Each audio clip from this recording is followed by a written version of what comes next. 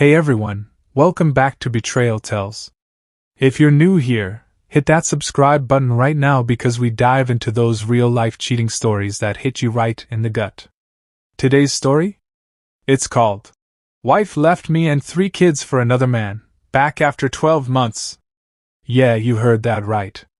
Imagine building a life with someone, thinking everything's perfect, every laugh, every family dinner, every quiet moment, and then bam, betrayal and heartbreak slam you like a truck.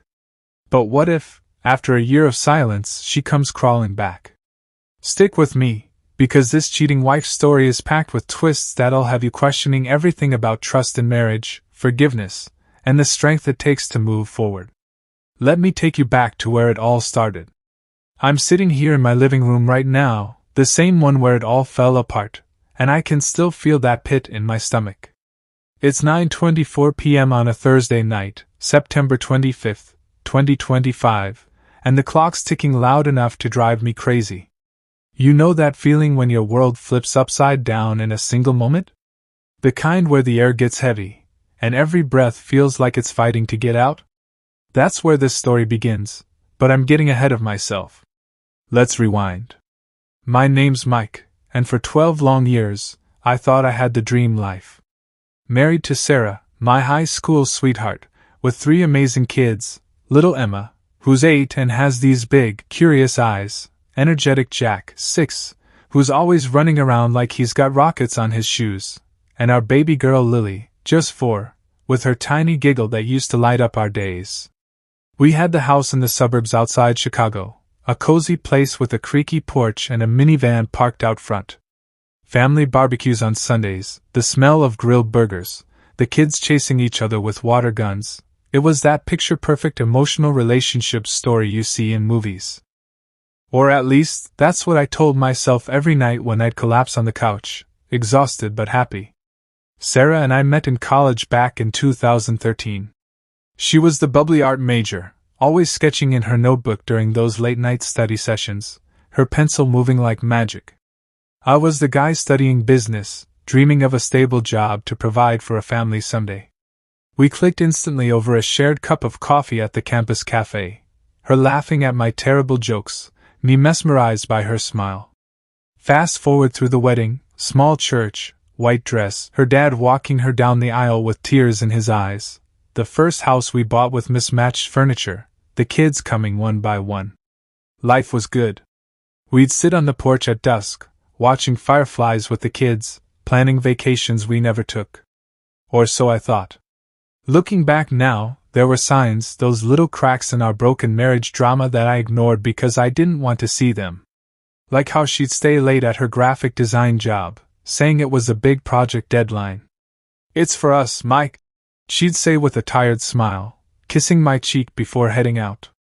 Or how her phone would buzz at odd hours, 2 a.m., 3 a.m., and she'd smile at the screen before flipping it over, muttering something about work emails. I chalked it up to stress, to the chaos of raising 3 kids. Man, was I blind. It all kicked off one rainy Tuesday evening in the fall of 2024. I got home early from my sales job, excited to surprise the family with pizza, extra cheese, just how Lily likes it. The kids were at a neighbor's play date, giggling over some board game, and Sarah wasn't expecting me. As I pulled into the driveway, the rain tapping on the windshield, her car was there, parked crooked like she'd been in a hurry. But something felt off. The house lights were dim, barely cutting through the gray outside, and I heard soft music playing inside, something slow, not the kids' usual cartoon tunes. I remember thinking, maybe she's relaxing after a long day, trying to unwind. I grabbed the pizza box, shook off the rain, and opened the door. My heart dropped. There, on the kitchen counter, was her phone lighting up with a text. I wasn't the type to snoop, honest, but curiosity got the better of me. The message preview? "Can't wait for tonight, babe. Last time was amazing." From a contact named Work Buddy. My hands shook as I picked it up. Password? Our wedding date, July 15th, 2015. Stupid, right? I shouldn't have, but I scrolled through, and there it was, months of messages. flirty at first, like, "You looked great today," or, "Can't stop thinking about you." Then it turned into straight-up plans for secret meetups, hotels, late-night drives, coded texts about seeing each other soon. This wasn't just a fling, it was a full-blown affair. My wife, the mother of my kids, cheating with some guy named Alex from her office. Photos, too, nothing explicit, thank God, but enough to make my stomach turn. Them at a coffee shop, laughing over lattes. Him with his arm around her outside a restaurant. I felt like the air got sucked out of the room, like someone had punched me in the chest. Betrayal like that? It hits harder than anything I've ever felt. I confronted her that night. She walked in around 9 p.m., all smiles, her hair damp from the rain, until she saw me holding her phone. "Mike, what are you doing?" she asked, her voice shaky, eyes wide. I just stared at her, my throat tight. "Who's Alex?" The color drained from her face, and she dropped her bag on the floor. We argued for hours. She tried to dodge at first. "It's not what you think." But I pushed. Finally, she admitted it. "It started as emotional support because you're always working," she said, tears streaming down her cheeks. "But it turned physical a few months ago. I love you, Mike, but I need more excitement." "Excitement? With 3 kids depending on us, diapers to change, bills to pay?" I begged her to stay, to think about Emma's dance recitals, Jack's soccer games, Lily's bedtime stories. "We can fix this," I pleaded. But she shook her head, packed a bag with trembling hands, and left that night, saying she needed space.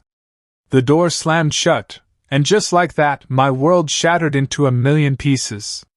The next few days were a blur of pain. Telling the kids was the worst moment of my life. Emma asked, "Where's Mommy?" Her little voice cracking, and I had to lie, say she was on a trip for work. Jack cried himself to sleep that night, his soccer ball forgotten in the corner, and Lily kept reaching for her empty chair at dinner, whispering, "Mommy's seat." I was a mess, single dad overnight, juggling work calls, school runs, and this gaping hole in my heart that wouldn't heal. Friends said, "You'll get through this, Mike," patting my back at the bar, but inside, I was raging. Revenge on cheating spouse thoughts crept in like shadows. Should I expose her to her coworkers? Tell her parents? Post the proof online? But I held back, for the kids' sake, because they didn't deserve more chaos. Weeks turned into months. Sarah filed for divorce in early 2025, wanting joint custody but living with Alex now in some sleek apartment downtown. I heard through mutual friends she was happy, posting cryptic social media stuff about new beginnings and finding herself. Me? I was drowning in betrayal and heartbreak. Late nights, I'd stare at old photos, our wedding day, the kids' first steps, wondering where I went wrong. Was I not enough? Did our emotional relationship story mean nothing to her? And here's where it gets suspicious. Strange calls started coming in. Blocked numbers, hanging up when I answered, sometimes just heavy breathing on the line. Was it her? Or him, Alex, taunting me? I didn't know, but it kept me up, building this suspense in my mind that I couldn't shake. If you're still with me on this real-life cheating stories ride, hit that like button. It really helps the channel grow. And comment below, have you ever been blindsided by betrayal like this? Share your thoughts. It might help someone else going through the same. As time passed, I tried to move on. Got the kids into routines. Soccer practice for Jack every Tuesday, dance lessons for Emma on Thursdays, playgroups for Lily with the neighbor kids. But every milestone without Sarah stung like a fresh cut. Her birthday came in March, and she showed up for a quick visit, acting like nothing happened. "How are you holding up?" she asked, all casual, sipping coffee I'd made. I wanted to scream, to throw the mug across the room, but I kept it cool. "We're fine," I lied, forcing a smile. Inside, though, questions swirled like a storm. Why him? What did he have that I didn't? Money, charm, freedom.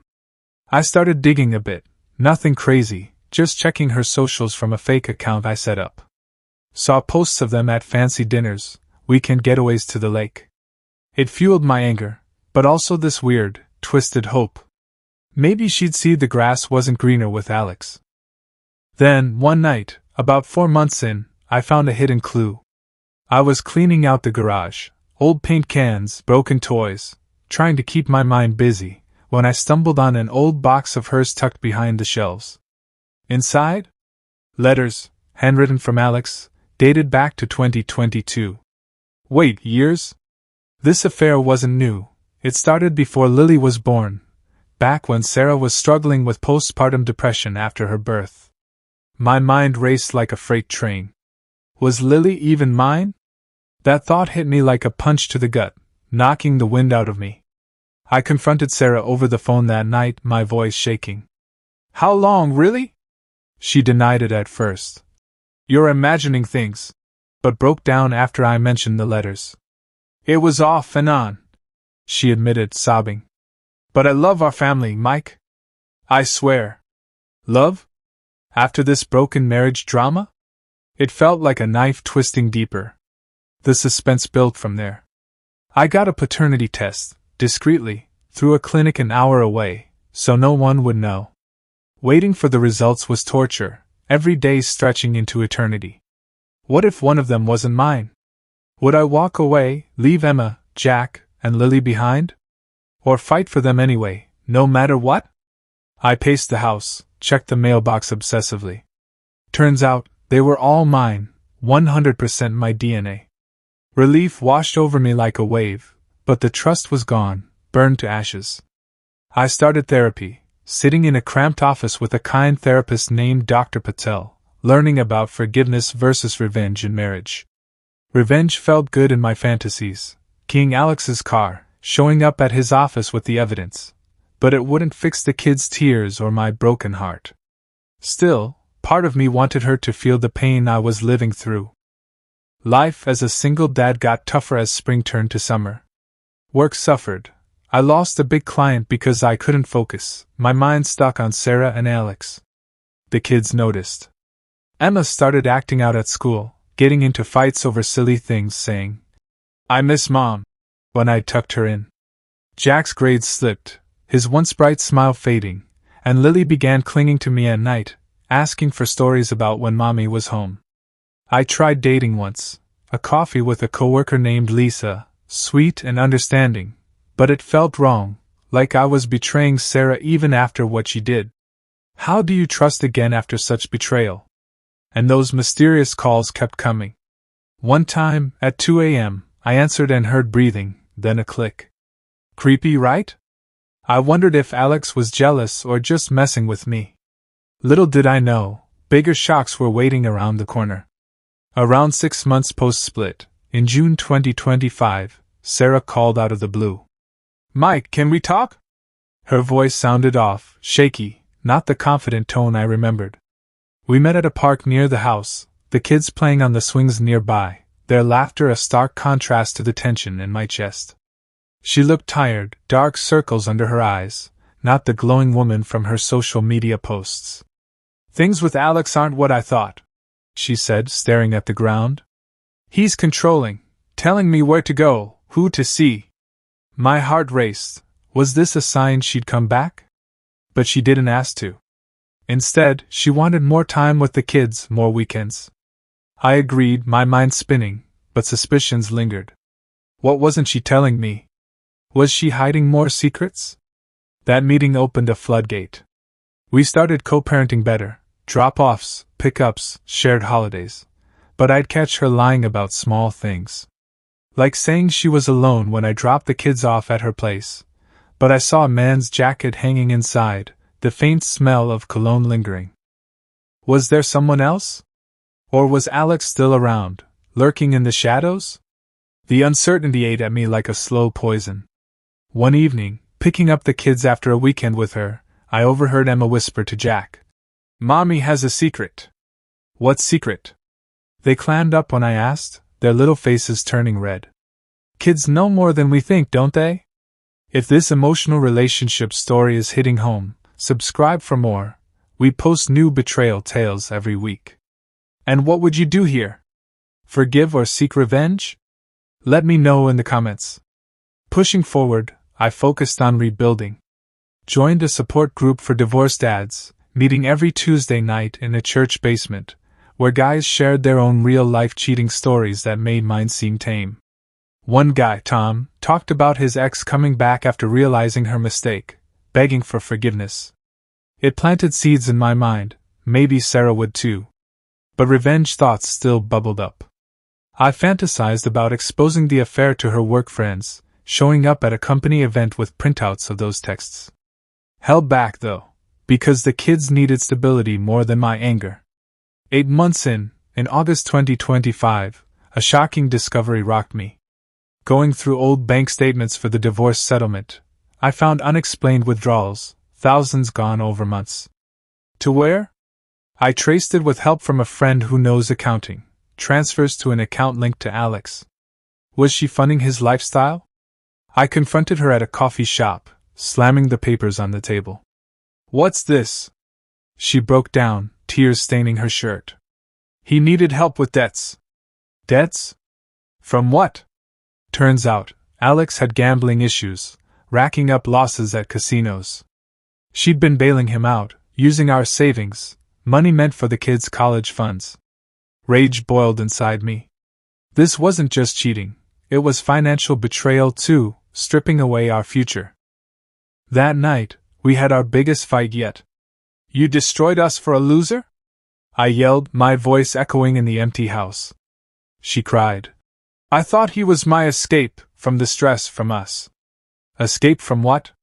Our life together? The kids' laughter? She left angry, storming out, but something shifted. The calls stopped after that, peaceful, but eerie, like the calm before a storm. I wondered if she'd finally end it with him, or if this was just another lie. 9 months post-leaving, in October 2025, the kids spent a weekend with her.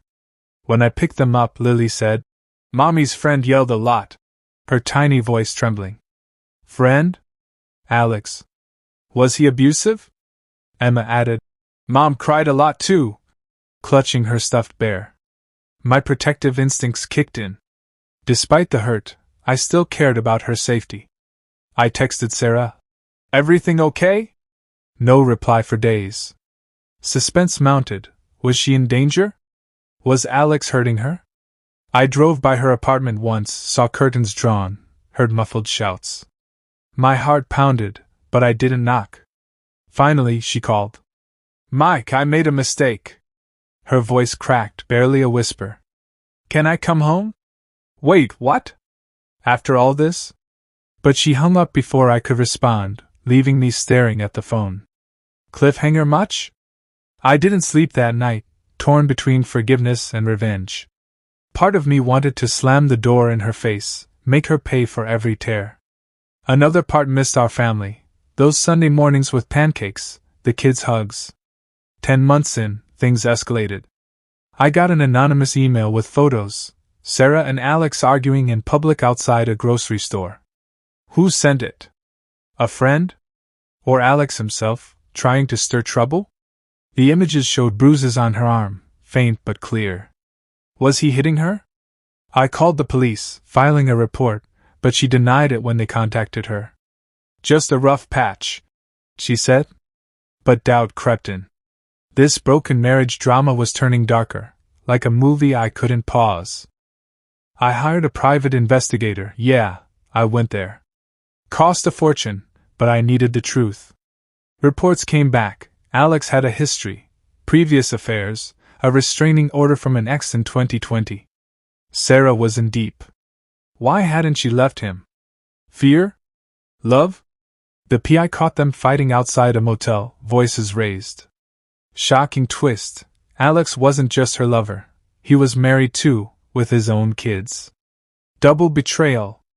I felt sick, imagining his family going through the same pain. Confronting her again, I showed the evidence at a park bench, kids playing nearby. "He's using you," I said, my voice low. She sobbed. "I know. I want out." But would she? Suspense kept building. She started therapy. We did co-counseling for the kids' sake. Glimpses of the old Sarah emerged, laughter at family events, helping with homework. Hope flickered, but trust? Shattered, like glass underfoot. 11 months, in August 2025, the kids begged for us to reunite. "Please, Daddy, let Mommy come home," Emma said, tears in her eyes. Heartbreaking. I weighed forgiveness versus revenge in marriage. Revenge would feel sweet: divorce her, take everything, leave her with nothing. But forgiveness? Could we rebuild our emotional relationship story brick by brick? I wasn't sure. Then, the big twist. One night, a knock at the door, 9 p.m., rain pouring. It was Sarah, bags in hand, tears streaming down her face. "Mike, he's gone. I left him." "But why now?" She confessed. Alex had cheated on her, with her best friend, Lisa, the one who'd visited our house. Irony, right? The cheater got cheated on. She begged for another chance. "I was wrong. Please, for the kids." I let her in, but not back fully. We talked all night, the kids asleep upstairs. She spilled everything. The affair started during a rough patch after Lily's birth in 2021. Postpartum depression hit her hard, my long hours at work left her isolated, and Alex preyed on that. Regret poured out. "I destroyed us," she said, voice breaking. I shared my pain, the nights alone, the kids' questions, the calls. We cried together, raw and real. Over the next weeks, we rebuilt slowly. Couples therapy twice a week, strict boundaries, no secrets, no lies. No quick fix. The kids were overjoyed, running to her with hugs, but I watched for signs. Was this real? Or manipulation? We took it day by day. 12 months after she left, in September 2025, we renewed vows, small ceremony in our backyard, just us and the kids, no fancy guests. Not perfect, but healing. I chose forgiveness, not revenge. It wasn't easy, scars remain, etched deep. But seeing the family whole, Emma's smile, Jack's energy, Lily's giggles? Worth it. Looking back, this cheating wife story taught me trust is fragile, like a glass vase you drop and try to glue back. Betrayal and heartbreak can break you, but you choose, let it define you or grow from it. Revenge might satisfy momentarily, a quick hit of justice, but forgiveness builds stronger bonds, a foundation for the future. If you're in a similar spot, seek help. Talk it out, with friends, a therapist, someone. You're not alone. Thanks for sticking through this wild ride on Betrayal Tales. If it moved you, like, comment your thoughts on forgiveness versus revenge, and subscribe for more shocking tales. What would you have done? Let me know below. Until next time, stay true.